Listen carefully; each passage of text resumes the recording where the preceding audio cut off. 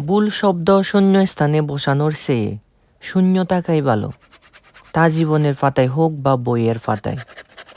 পুরনো একটা কাঠকে হাত করাতের সাহায্যে কেটে নিচ্ছি। এই পুরনো কাঠকে কি কাজে লাগাই একটু পরেই দেখতে পাবেন।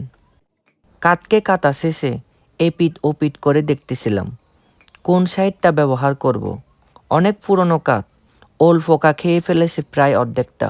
তারপর এই টিফিন বক্সগুলোকে তুলে এনেছিলাম, মাটিতে এক কোণায় পড়েছিল। আমার বাগানের বেশিরভাগ তবই এমন, হয় তেলের বোতল, না হয় অন্যান্য ফেলে দেওয়া বাক্স। এখানে আমি স্ন্যাক প্লান্ট লাগিয়ে নিচ্ছি।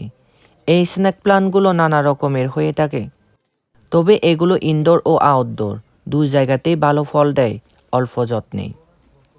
এই এক ভ্যারাইটি লাগানোর পরে অন্য আরেকটা ভ্যারাইটি স্ন্যাক প্লান্ট তুলে নিলাম। এই স্ন্যাক প্লান্ট গাছের একটা গল্প শেয়ার করি আপনাদের সাথে।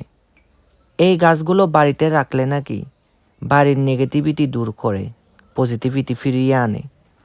এই কথাটা কতটা সত্য তার কোনো প্রমাণ নেই আমার কাছে, তাই কেউ নেগেটিভিটি সরাইয়েন না।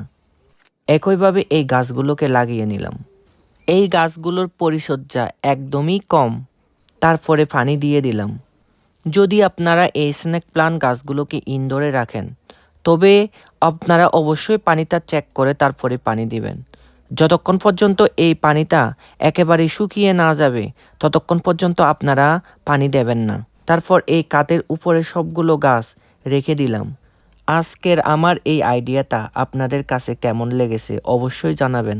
ভালো থাকবেন সবাই, দেখা হচ্ছে পরের ভিডিওতে। Tata, bye bye.